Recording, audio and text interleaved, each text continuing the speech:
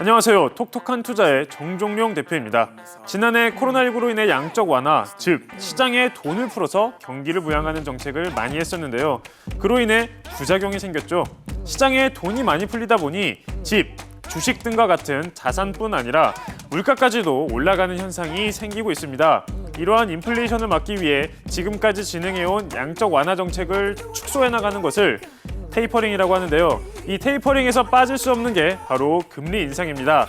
지금부터 금리 인상 시기가 빨라질 것으로 예상하는 이유와 대응 방향성에 대해 차근차근 풀어봅시다. 먼저 톡방에서 뽑은 첫 번째 키워드는 금리 인상 시기입니다. 인플레이션 우려 속에서 미국에서도 부동산 가격 추이에 촉각을 세우고 있습니다. 과거 서브프라임 모기지 사태 때의 부동산 거품 문제가 그랬듯이 가격에 너무 거품이 끼기 전에 선제적인 조치가 필요하다는 입장입니다. 해석의 차이가 있겠지만 예상보다 금리 인상이 빠르게 다가올 수도 있다는 점을 염두에 두어야 한다는 겁니다.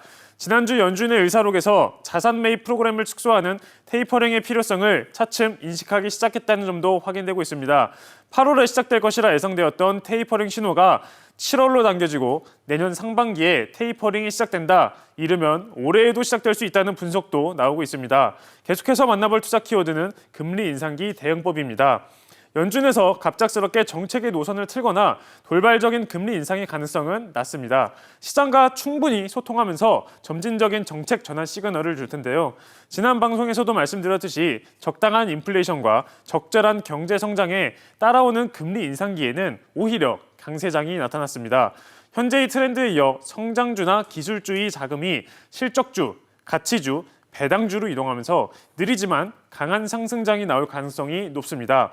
최근 세계경제포럼, IMF, S&P 보고서를 살펴보면 한국의 경제 요건이 다른 나라들보다 좋다고도 합니다.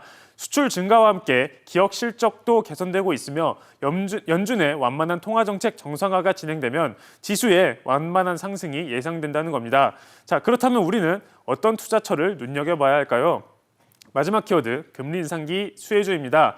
처음에는 인플레이션 관련주를 보셔야 합니다. 앞서 설명했듯이 물가가 상승하는 게 인플레이션인데요. 이런 물가 상승 부분을 상품 가격으로 바로 전이 가능한 게 원자재 관련주입니다. 톡방에서는 목재, 인테리어 관련주인 한전홈데코를 추천드려서 실제 수익으로 연결시키기도 했었죠. 자, 그 다음은 어떻게 해야 할까요? 대표적인 금리 인상 수혜주는 은행과 보험 섹터입니다. 금리가 오를 경우 은행은 예금과 대출 사이의 차익인 예대 마진이 개선되고 보험은 자산운용 수익률 상승을 기대할 수 있기 때문입니다. 자, 그러면 정확히 어떤 종목을 골라야 할까요? 그건 톡방에서 실시간으로 말씀드리겠습니다. 주식시장에서 돈을 벌려면 항상 시장의 흐름은 파악하고 계셔야 합니다. 저희 톡방으로 찾아오시면 구체적으로 어떻게 대응해야 하는지 잡아드리겠습니다. 톡톡한 투자와 함께 언제나 똑똑한 투자하세요.